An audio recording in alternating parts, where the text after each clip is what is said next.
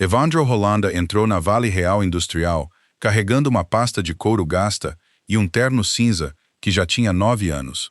Para Alexandra Vitorino, a diretora executiva, ele parecia um desempregado tentando se infiltrar num andar que não era o dele. Quando ele respondeu a uma das grosserias dela com uma pergunta calma, em vez de um pedido de desculpas, ela pegou um copo de água da mesa e jogou o conteúdo no peito dele, na frente de todo mundo. Ela achava que tinha acabado de ensinar a um homem qualquer o seu devido lugar. Foi quando a porta se abriu e o presidente do conselho olhou para ela e disse, com frieza, "Você entendeu tudo errado. Ele veio aqui para disputar o seu cargo.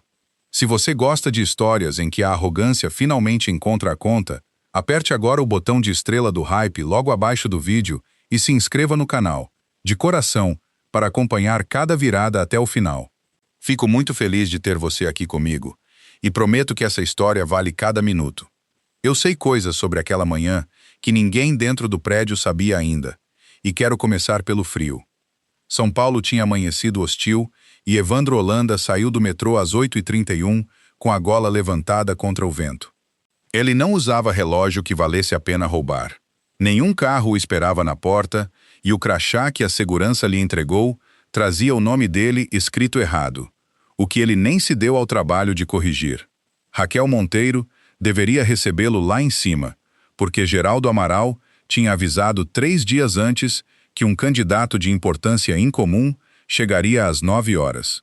Mas, às 8h42, ela foi puxada para uma reunião de emergência sobre o orçamento 2 andares acima.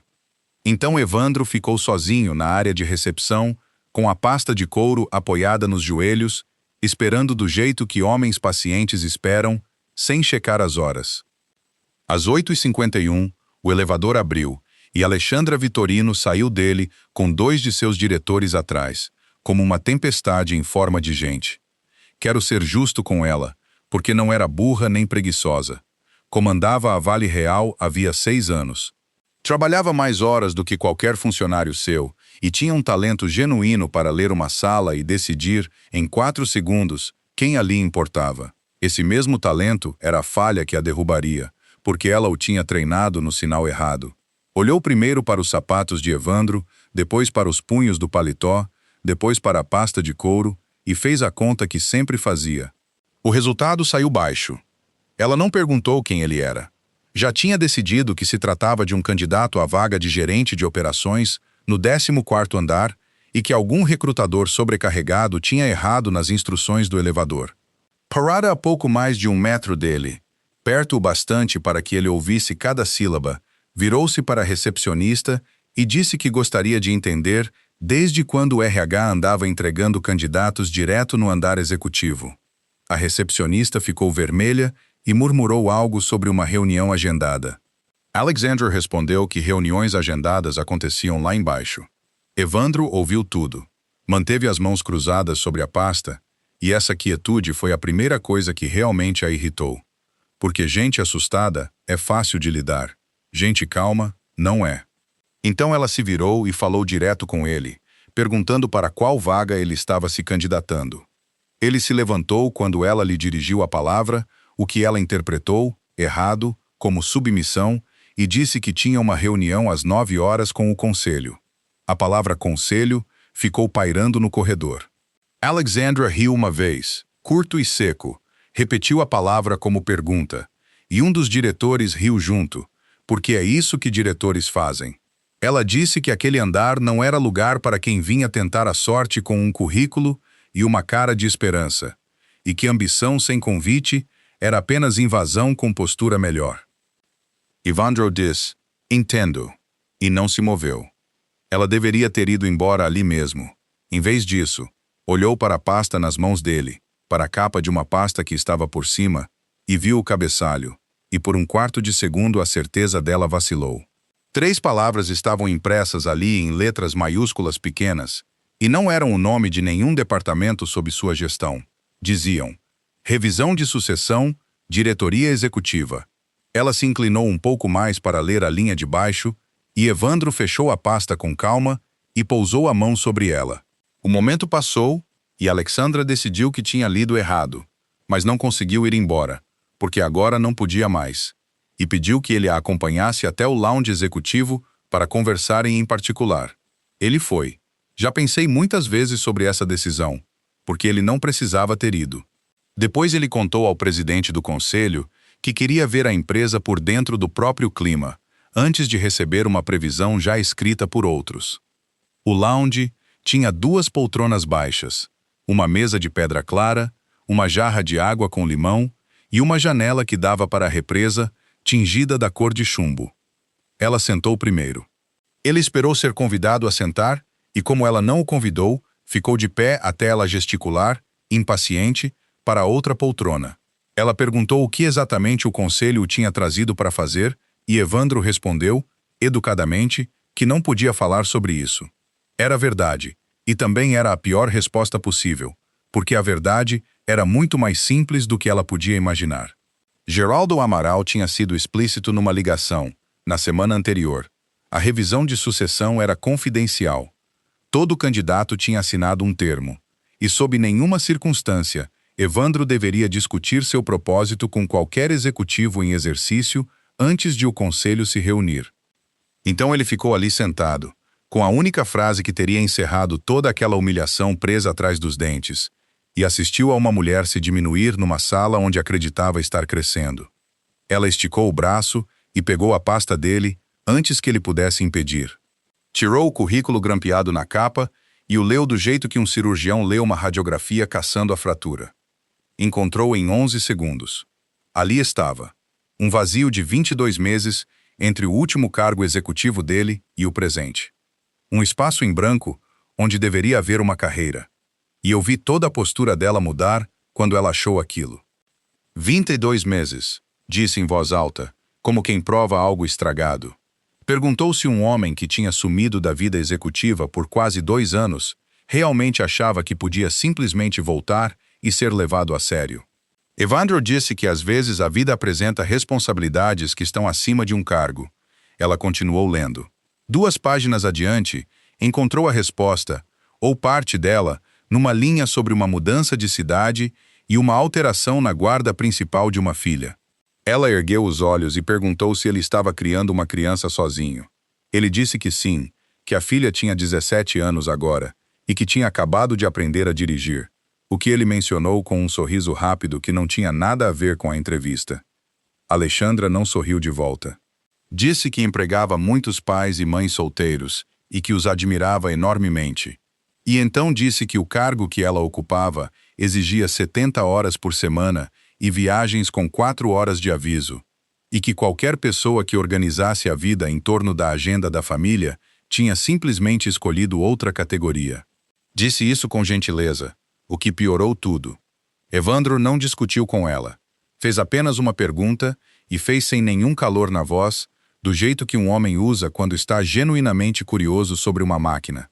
Se uma empresa exige que seu diretor executivo trabalhe 70 horas por semana só para impedir que a coisa desabe, ele disse: o problema de verdade é a agenda ou é o jeito como a empresa foi construída para depender da atenção de uma única pessoa. O lounge ficou muito quieto. Os dedos de Alexandra pararam sobre o papel.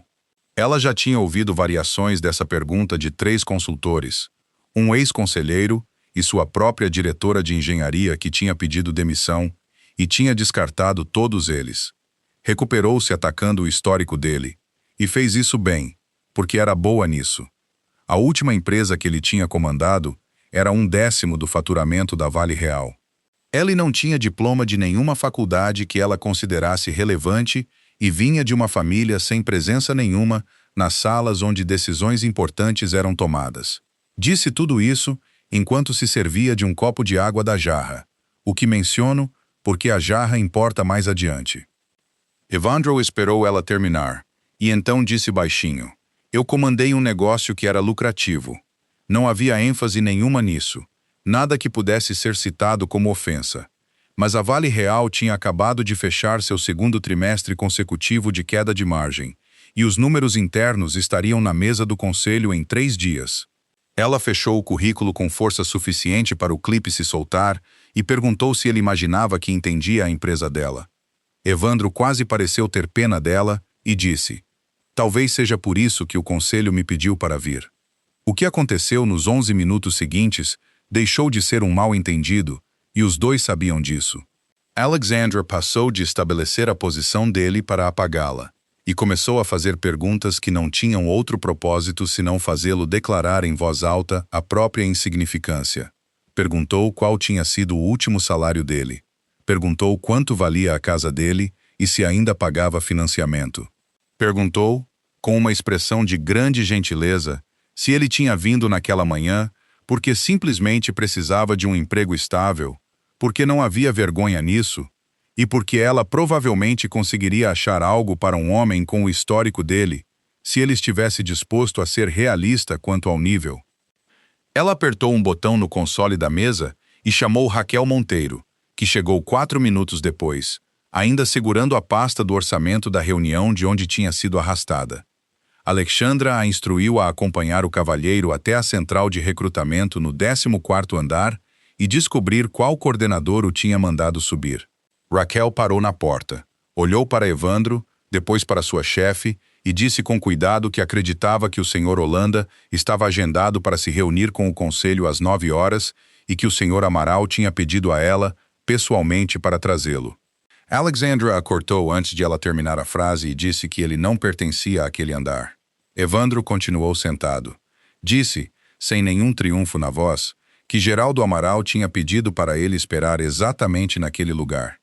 E foi o primeiro momento da manhã em que Alexandra genuinamente hesitou. Em vez de considerar que podia estar errada, decidiu que aquele homem estava usando o nome do presidente do conselho como alavanca, e a teoria encaixou tão bem que ela parou de examiná-la.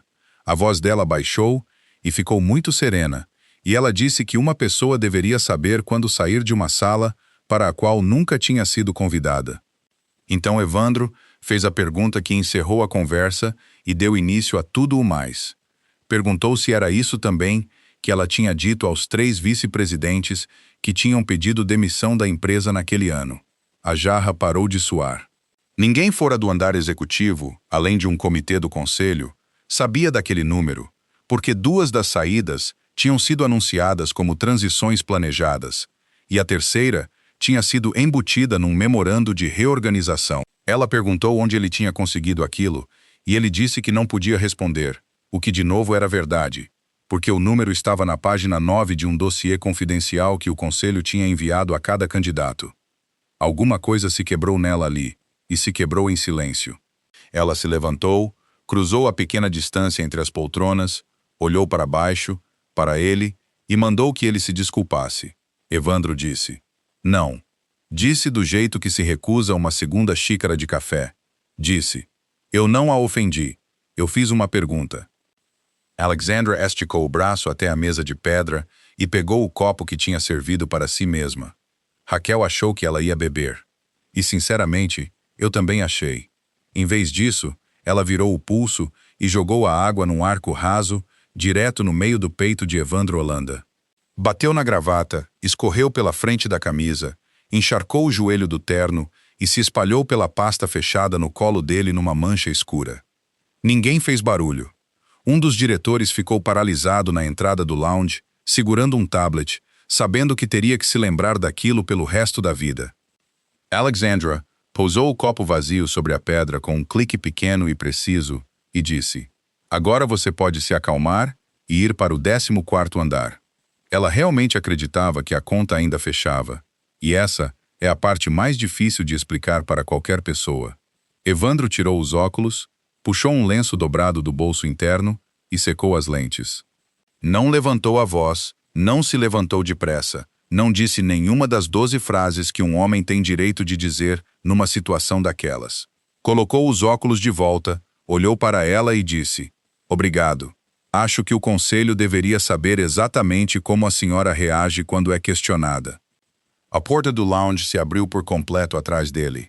Geraldo Amaral tinha 67 anos, tinha atuado em 4 conselhos administrativos e tinha o hábito de chegar exatamente 2 minutos adiantado para tudo, o que significava que estava parado no corredor desde as 8h58.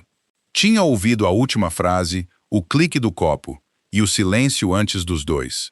Entrou devagar, Olhou para a água escorrendo da pasta no carpete, depois para o copo vazio na mesa, depois para a mão de Alexandra Vitorino, que ainda estava levemente úmida. Ela começou a se explicar imediatamente, o que já era uma resposta.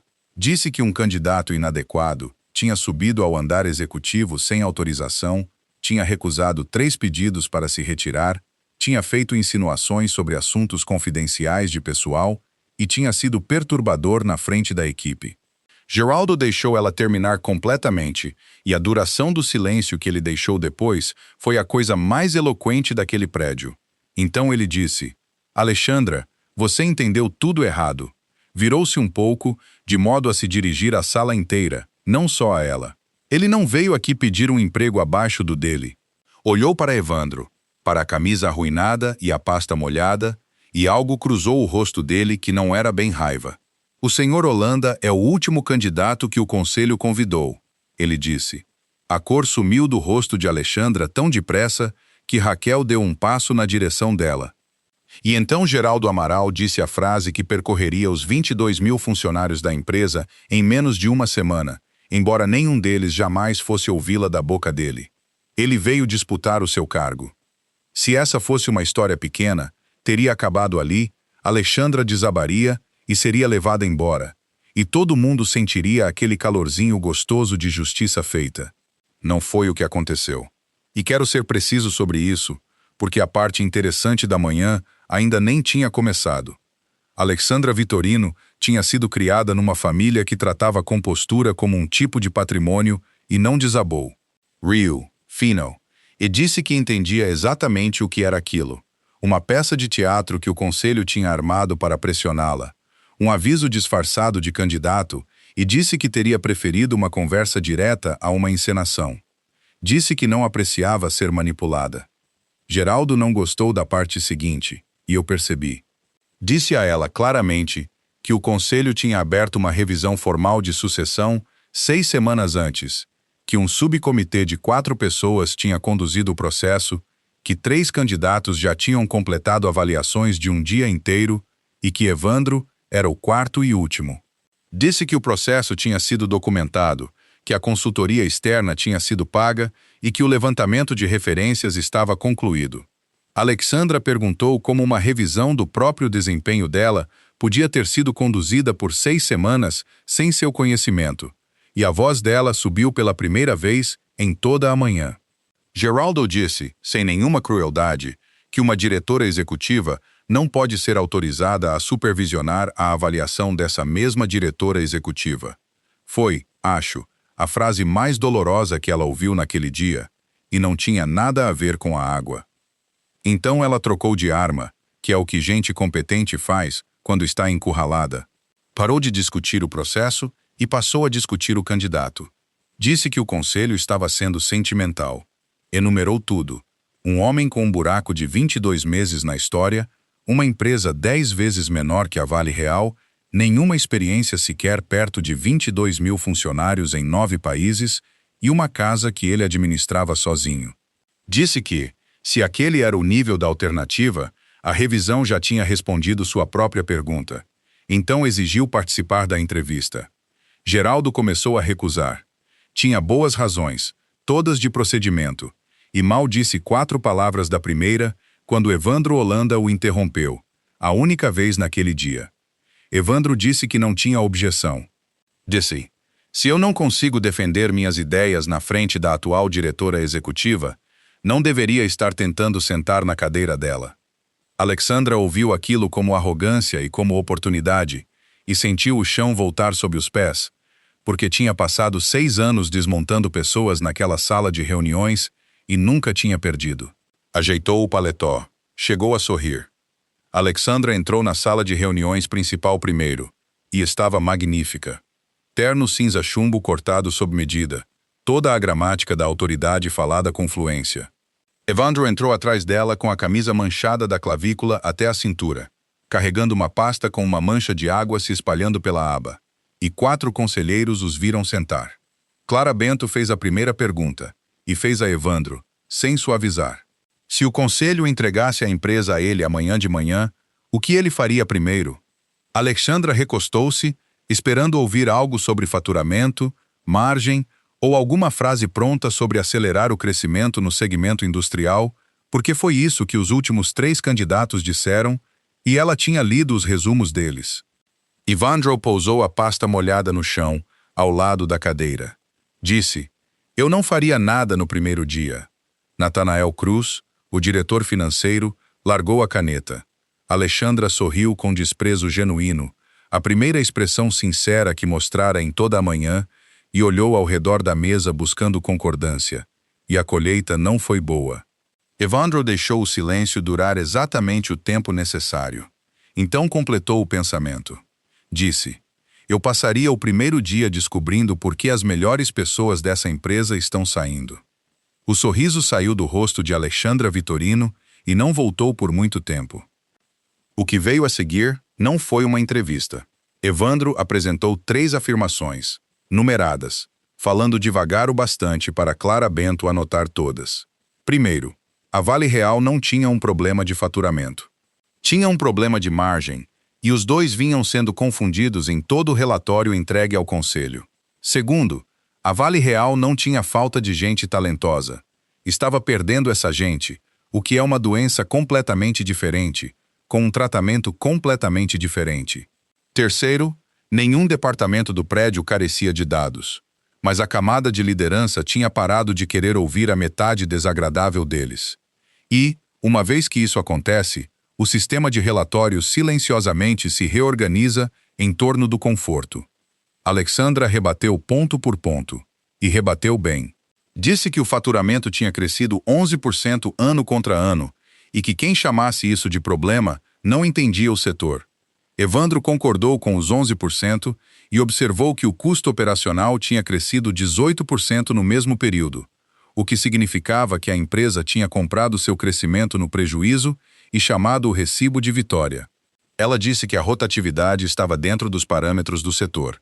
Ele disse que o número agregado estava bem e também estava escondendo a resposta, e pediu que ela separasse a faixa de gerência sênior. Nessa faixa, as saídas corriam a 3 vezes o ritmo de 2 anos antes. Clara Bento perguntou de onde vinha essa perspectiva, e Evandro deu a versão mais curta de carreira que qualquer um ali já tinha ouvido. Tinha assumido as operações de uma empresa de tecnologia logística que faturava bem enquanto sangrava engenheiros e contas. Em vez das demissões esperadas, reconstruiu o sistema de avaliação de gestores para que reter boas pessoas virasse um resultado medido. Empurrou a autoridade de aprovação para os chefes de departamento que conheciam o trabalho de fato e se sentou com os 11 maiores clientes até entender do que estavam cansados. 18 meses depois, o custo tinha caído e a empresa deu lucro pela primeira vez em 3 anos. Alexandra voltou direto para a ferida que tinha encontrado no lounge porque tinha funcionado uma vez. "E aí você saiu", disse. Evandro não vacilou e não explicou. Disse: "Eu saí de uma cadeira." Não saí da responsabilidade. Nunca mencionou a doença, nem o velório, nem o fato de que uma menina de 15 anos precisava de um dos pais numa única cidade por um tempo. Alexandra disse que aquilo era negócio, não um conto inspirador, e a caneta de Clara Bento parou de se mover de um jeito que Alexandra não percebeu. Geraldo Amaral tinha ficado quieto por 11 minutos. Virou-se para Alexandra e perguntou, no mesmo tom que usava para falar de balanços trimestrais, por que a empresa tinha perdido 4 executivos sêniores naquele ano. Alexandra o corrigiu automaticamente, do jeito que se corrige um erro de digitação. 3, disse. E então Natanael Cruz, que não tinha dito uma palavra desde que a sala se encheu, que se reportava a Alexandra Vitorino havia 6 anos, e já tinha reescrito um relatório de variação a pedido dela 2 vezes. Pigarreou e disse: 4. Ela se virou para ele e pediu que repetisse. Ele repetiu. Disse que a carta tinha chegado à caixa segura do conselho às 7h20 daquela manhã, que ele tinha recebido uma cópia de cortesia 19 minutos depois, e que a demissão era efetiva em 30 dias. Alexandra perguntou: quem?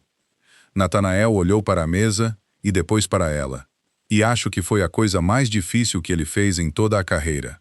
Era Marcos Delano, o diretor de operações dela, O homem que ela mesma tinha promovido, aquele que descrevia aos investidores como seu braço direito. A carta tinha 4 páginas, e era devastadora justamente por ser monótona. Marcos Delano não acusava ninguém de crime nenhum, e essa ausência de escândalo tornava o documento impossível de descartar. O que ele descrevia, em vez disso, era um padrão datado. Relatórios desfavoráveis eram rotineiramente segurados por 1 ou 2 semanas antes de chegar ao comitê executivo, e 2 vezes foram segurados até depois de uma reunião do conselho. Gerentes que questionavam uma projeção eram removidos da lista de convidados da reunião seguinte, e ele citava 4 casos. Metas internas de entrega tinham sido revisadas para baixo em março, e os números revisados tinham sido apresentados como conquistas contra o plano original. Alexandra leu as páginas de pé e disse que a carta era obra de um funcionário ressentido que tinha sido preterido na primavera. Clara Bento perguntou se a revisão de meta de março realmente tinha acontecido, e Natanael Cruz, que tinha respondido a mesma pergunta de forma diferente 8 meses antes, disse que sim. Foi aí que Evandro Holanda fez a coisa que decidiu o dia inteiro, e não foi um ataque. Tinha um tiro livre e não deu. Fez ao conselho uma única pergunta, e fez com gentileza, olhando para a mesa, não para Alexandra. Disse: quantas pessoas precisam virar funcionários ressentidos antes que a liderança aceite que existe um problema? Clara Bento anotou aquela também. Eu vi Alexandra Vitorino ouvir uma frase sobre si mesma para a qual não tinha argumento nenhum. E vi ela recorrer à única arma que lhe restava. Foi atrás da vida dele. Disse que a diretora executiva da Vale Real passava entre 80 e 100 noites por ano em aviões, que visitas a fábricas aconteciam com 12 horas de aviso e que as operações de Frankfurt e Lisboa exigiam presença física 4 vezes por ano cada. Então perguntou ao conselho, não a ele, se pretendiam mesmo confiar uma empresa de 22 mil pessoas à agenda de um homem criando sozinho uma filha adolescente. Clara Bento abriu a boca para detê-la, porque tinha criado 2 filhos, exercendo um cargo executivo e sabia exatamente o que estava ouvindo. Evandro respondeu antes que Clara pudesse. Disse que liderança não se mede por quantas horas uma pessoa passa dentro de um prédio. Disse que se mede por a organização funcionar ou não quando essa pessoa não está lá. Então se virou para Alexandra, diretamente pela primeira vez desde o lounge, e disse que o trabalho de uma diretora executiva é tornar a empresa mais forte do que a própria presença dela. A frase passou direto pela guarda dela, porque era verdade, e todo mundo naquela mesa conhecia bem aquela verdade específica. 11 categorias de decisão na Vale Real exigiam a assinatura pessoal de Alexandra Vitorino. Compras acima de um limite tão baixo que era quase cômico. E quando ela tirou 4 dias de folga em fevereiro, 2 fábricas desaceleraram e um pedido de cliente atrasou. Geraldo Amaral deixou o silêncio correr. Depois disse que havia mais uma coisa, e deslizou uma pasta pela mesa polida. O exercício final, disse, era um estudo de caso, e todo candidato da revisão tinha recebido o mesmo. Leu em voz alta para a sala. Um fabricante que representava a maior conta única do portfólio da empresa estava avaliando ativamente um concorrente e se preparando para transferir 40% do volume anual de pedidos. O candidato precisava apresentar uma abordagem para reter a conta sem cortar preço. Alexandra disse que queria responder também, junto com ele, e disse isso como um desafio. Geraldo pensou por um bom tempo e concordou, dando 30 minutos aos 2. Alexandra se levantou na hora e mandou a assistente trazer o notebook, o modelo de precificação e 2 pessoas do time de análise comercial. Evandro pediu uma única coisa, disse, uma caneta e o registro de reclamações do cliente. Raquel Monteiro trouxe os 2 e o registro tinha 240 páginas. Eu o vi começar a ler pelo final. Alexandra construiu a resposta em cima de autoridade e era, por qualquer medida convencional, uma boa resposta. Propôs uma redução de 8% no preço, escalonada em 18 meses, em troca de um compromisso de volume por 3 anos, uma garantia de frete expresso, a troca do gerente de conta por um nome sênior que o cliente reconheceria, e uma reunião executiva trimestral sediada na matriz do cliente. Os analistas dela montaram 14 slides bonitos em 26 minutos. Quando ela terminou de apresentar, Nathanael Cruz balançou a cabeça, porque no papel funcionava. Evandro Holanda tinha 4 páginas de anotações à mão e nenhum slide. Quando Alexandra viu aquilo, sorriu, recostou-se e achou que a disputa tinha acabado. Ele começou com uma pergunta, não com um plano. Perguntou por que o cliente queria sair. Alexandra disse que era preço, obviamente, já que o concorrente tinha entrado 11% abaixo nas últimas 2 propostas, e disse isso como quem explica a gravidade. Evandro abriu o registro de reclamações e virou de modo que a mesa visse as abas que ele tinha dobrado ao longo de 14 meses. Disse que o time de compras do cliente tinha levantado o preço exatamente uma vez, numa única linha de uma única carta, em novembro. Confiabilidade de entrega aparecia 17 vezes, em 4 assinantes diferentes, escalando em tom de pedido para aviso até uma nota de 2 frases, em junho, que usava a palavra padrão. Então fez a conta de cabeça, e foi brutal do jeito que números simples costumam ser. Uma redução de 8% sobre o volume daquela conta representava cerca de 155 milhões de receita anual abandonada, a maior parte saindo direto da margem, e isso resolvia uma reclamação que o cliente tinha feito uma única vez em mais de um ano. Pior, disse ele, o desconto confirmaria ao pessoal de operações do próprio cliente que a Vale Real ainda não tinha entendido o que estava errado, porque não se resolve uma promessa quebrada tornando-a mais barata. Disse que o concorrente não estava ganhando no preço. Estava ganhando porque entregava quando dizia que entregaria. O plano dele tinha 5 partes e nenhum slide. Nenhuma mudança de preço nos primeiros 60 dias. Uma força-tarefa de recuperação puxada das áreas de operações, planejamento e conta, reportando diretamente a um único executivo patrocinador, com um único nome atrelado, porque responsabilidade dividida por comitê é responsabilidade de ninguém.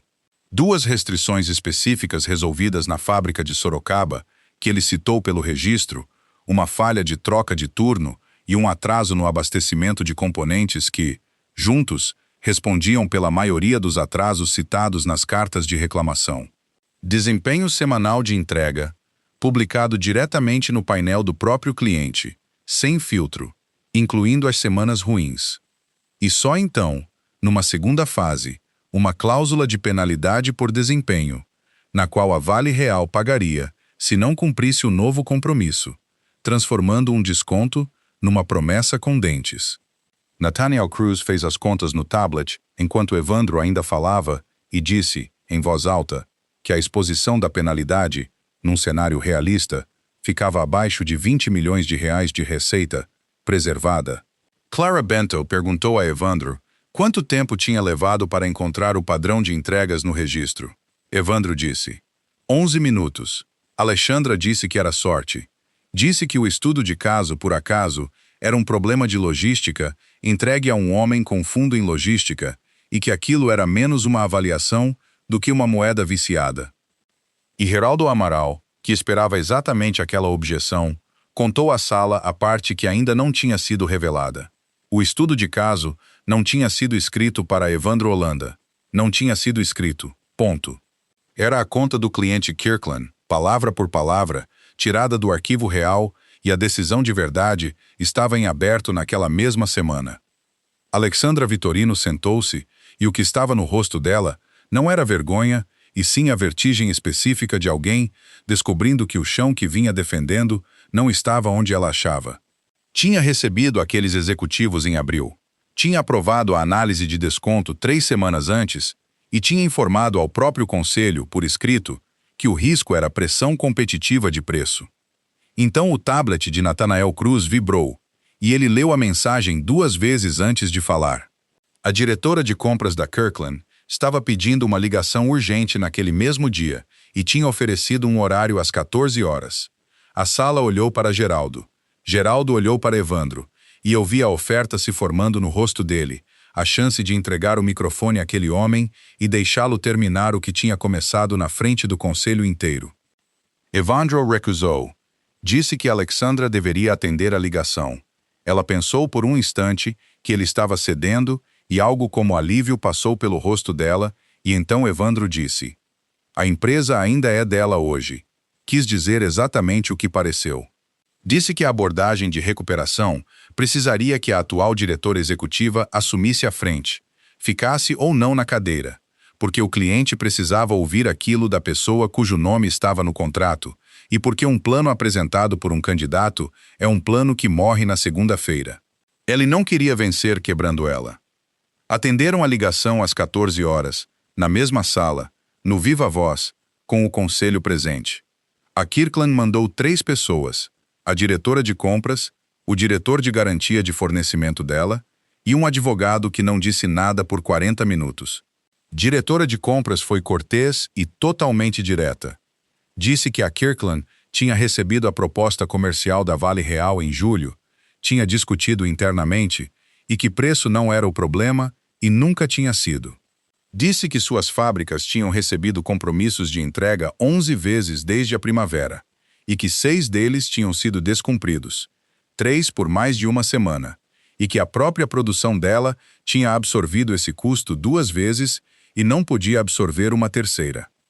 Alexandra teve uma abertura real naquela ligação, e quero deixar claro que era genuína. Se tivesse assumido a responsabilidade e colocado o próprio nome no compromisso de 60 dias. 2 dos 4 conselheiros estavam dispostos a defender que ela ficasse durante uma transição, e Clara Bento me contou depois que já tinha decidido fazer esse argumento. Em vez disso, ela disse que as falhas de entrega eram um problema de operações e que operações não tinha escalado corretamente. Depois disse que o executivo responsável por aquela área tinha pedido demissão naquela mesma manhã, o que ela apresentou como explicação e que soou como abandono. Quando a diretora de compras insistiu sobre a carta de junho, Alexandra disse que a Kirkland estava reagindo com exagero a algumas semanas difíceis dentro de uma relação longa e lucrativa. Usou a palavra exagerando uma vez. A temperatura da ligação despencou tão rápido que Raquel Monteiro parou de digitar. A diretora de compras deixou 2 segundos inteiros passarem. Então disse: "É exatamente por isso que queremos sair." Ninguém, do lado da Vale Real, respirou. Geraldo Amaral virou a cabeça e perguntou a Evandro Holanda se ele tinha algo a acrescentar, e foi a primeira vez em todo o dia que Evandro falou sem ser convidado antes.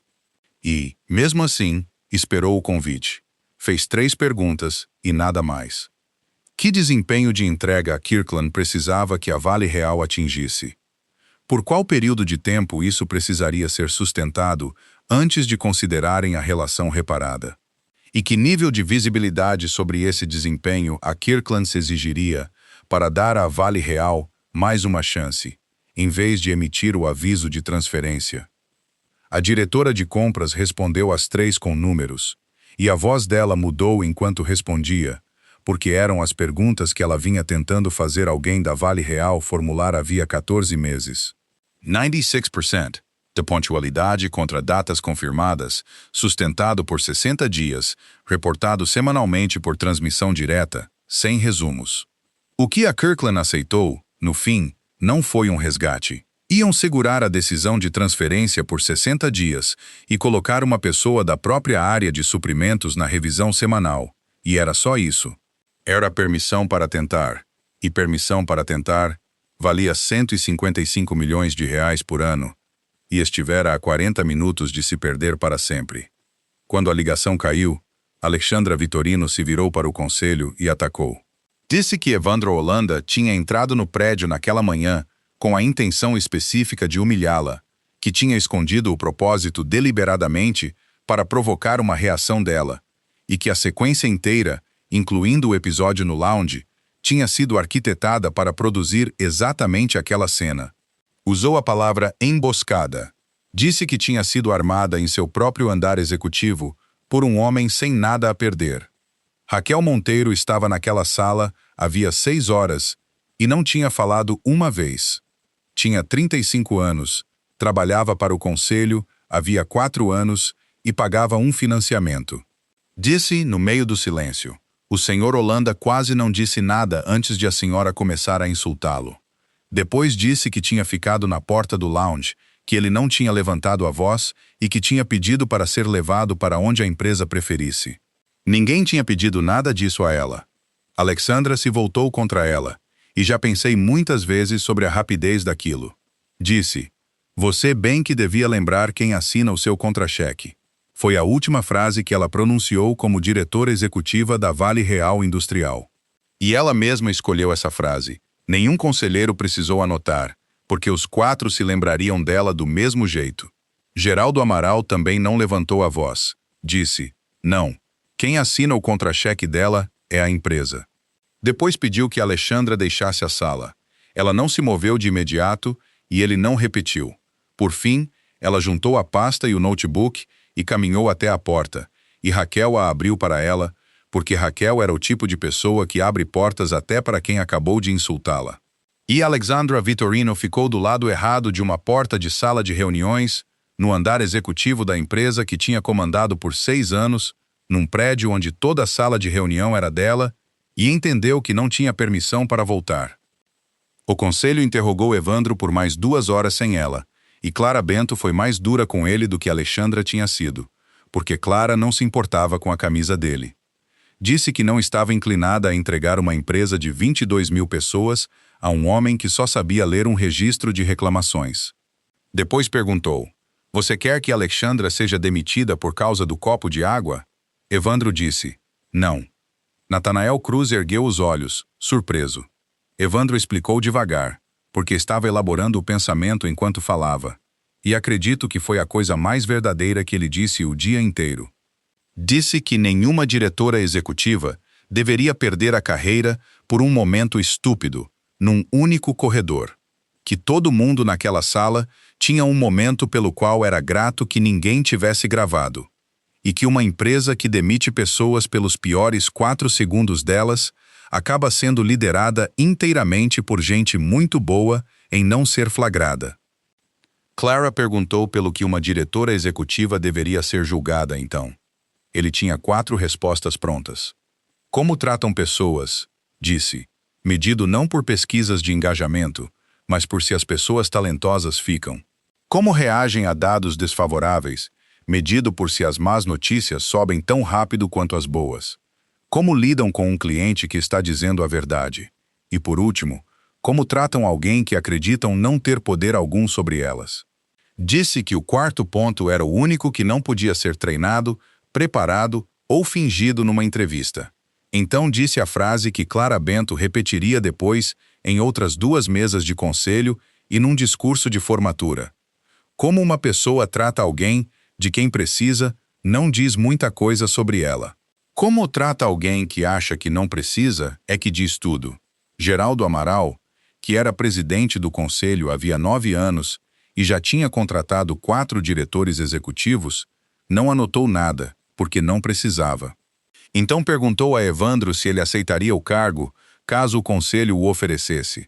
E Evandro Holanda, que tinha sido expulso de um lounge, chamado de oportunista, zombado por criar a filha sozinho e encharcado na frente de testemunhas, não disse sim de imediato.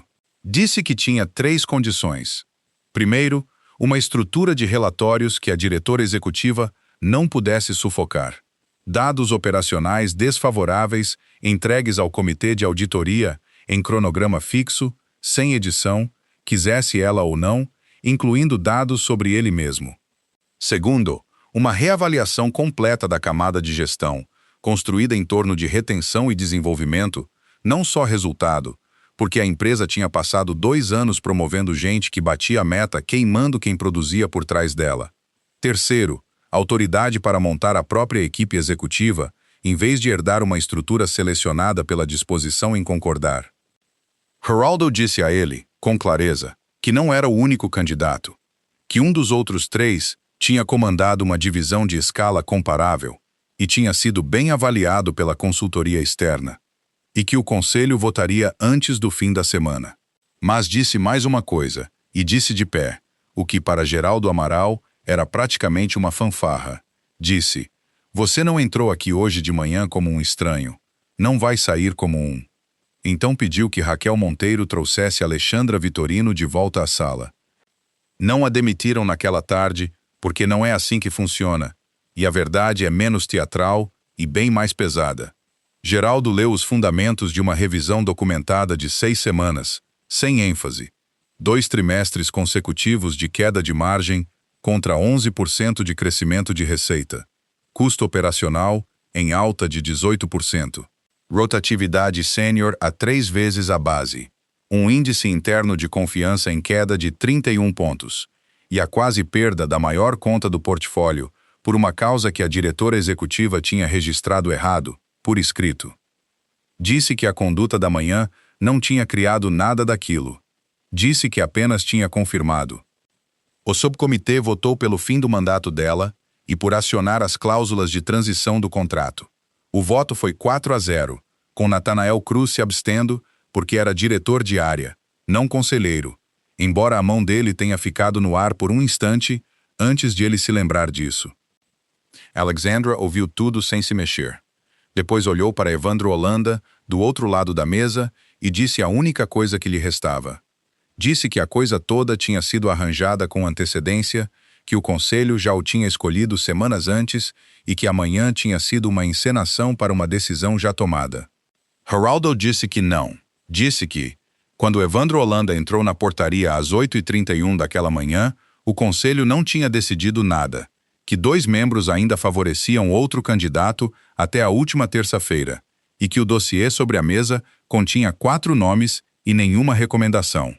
Então olhou para a mancha escura, ainda secando na frente da camisa de Evandro, e para o cerco d'água na pasta de couro ao lado da cadeira dele, e disse: "A coisa que eu nunca vou esquecer", disse ele, "é que na prática você o entrevistou antes de nós."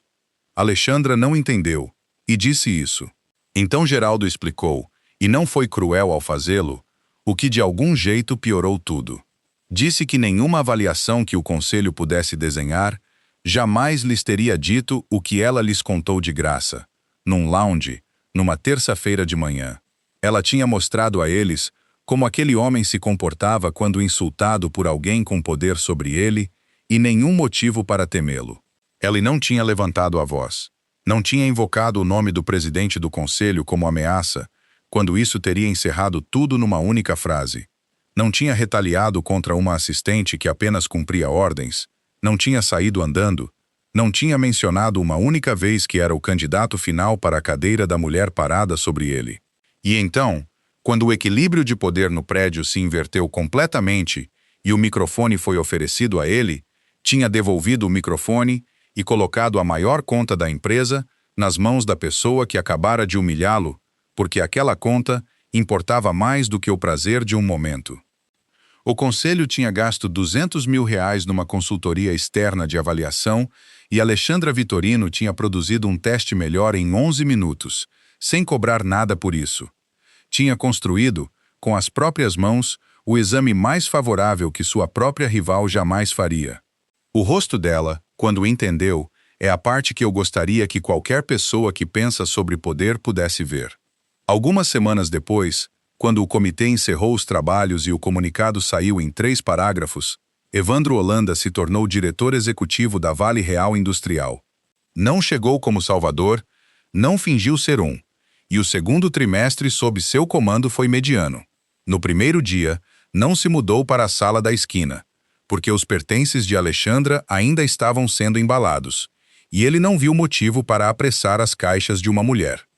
Passou a manhã inteira numa sala sem janelas no 22º andar, com 11 chefes de departamento que não eram consultados havia 2 anos, e fez a cada um deles as mesmas 2 perguntas. O que você sabe que ninguém lá em cima quer ouvir? E o que você resolveria essa semana se eu lhe desse autoridade para isso? A velha pasta de couro ficou ao lado da mesa dele, sem ser trocada.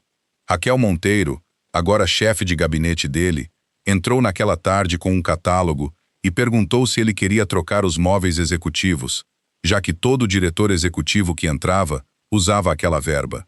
Evandro olhou ao redor da sala enorme e silenciosa por um momento e disse: "Troque a porta primeiro." Queria o painel de madeira maciça substituído por vidro para que qualquer um passando pudesse ver se ele estava sozinho, e para que nenhuma conversa naquela sala pudesse voltar a ser uma conversa que ninguém soube que tinha acontecido. Às 18 horas daquele dia, Evandro atendeu uma ligação rápida e disse que estaria em casa às 19h30, que sim, ia comprar a coisa da lista na bancada, e que não, ela não podia ficar com o carro o fim de semana inteiro. Depois se levantou e vestiu o casaco. A pasta de couro ainda carregava um cerco pálido na aba, onde a água tinha secado na fibra, e Raquel tinha oferecido, uma vez, mandar tratar o couro, e ele tinha dito que não. Não aguardava para lembrar de Alexandra Vitorino, porque quase nunca mais pensava nela depois daquele outono. Guardava por causa do princípio que lhe custara uma camisa para provar. O poder não revela quem uma pessoa é pelo jeito como ela trata quem está acima dela, já que todo mundo se comporta bem quando está sendo observado por alguém capaz de acabar com ela. Ele revela quem ela é nos 4 segundos em que ela tem certeza de que a pessoa parada na frente dela não pode fazer absolutamente nada a respeito. Alexandra Vitorino recebeu esse teste às 8h51 de uma terça-feira comum, num lounge com uma jarra de água e limão, sem nenhum conselho observando e nada em jogo. Falhou antes mesmo de alguém lhe contar que estava sendo testada. E às 9 horas, a resposta já tinha sido registrada em água, na frente de um terno cinza de 9 anos.